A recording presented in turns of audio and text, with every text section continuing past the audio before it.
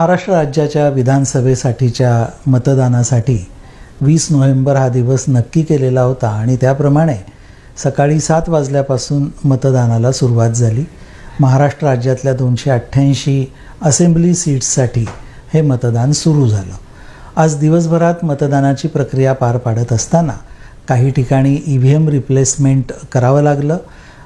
ECIच्या ज्या गाईडलाईन्स आहेत त्या प्रिस्क्राइब्ड प्रोसिजरप्रमाणे EVM रिप्लेस करून वोटिंग थांबणार नाही, मतदानाची प्रक्रिया थांबणार नाही याची काळजी घेऊन आपण मतदानाची प्रक्रिया पूर्ण केलेली आहे।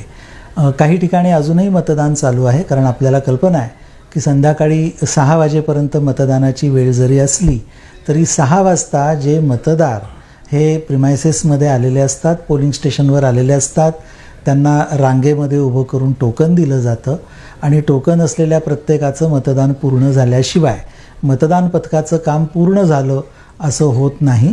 त्यामुळे सर्वांचं वोटिंग झाल्यावरच मतदान पथक आपलं काम पूर्ण करेल, वोटिंग मशीन सील करेल आणि मग ते स्ट्रॉंग रूममध्ये जमा करण्यासाठी रिसीट सेंटरला घेऊन जातील।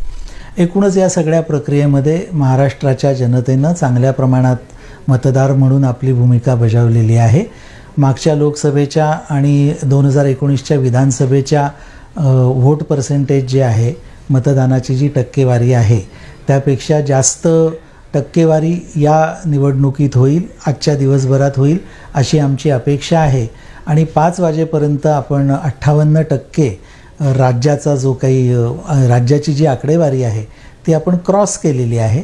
त्यामुळे 6 वाजेपर्यंतच्या वेळात आणि नंतर जे मतदार रांगेत आहेत त्या सर्वांची मतांची संख्या गृहीत धरून मला असं वाटतं की एक चांगलं वोटिंग पर्सेंटेज आपलं राज्य दाखवू शकेल आणि ते वोटिंग पर्सेंटेज मागची विधानसभा आणि झालेल्या लोकसभा निवडणुकीपेक्षा निश्चितच जास्त असेल असा मला विश्वास वाटतो।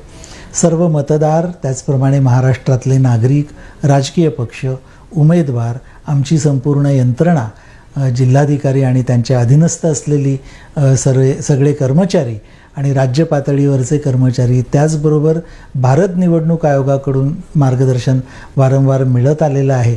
त्यामुळे या सर्वांचे मी या निमित्ताने आभारही व्यक्त करतो आणि धन्यवाद देतो।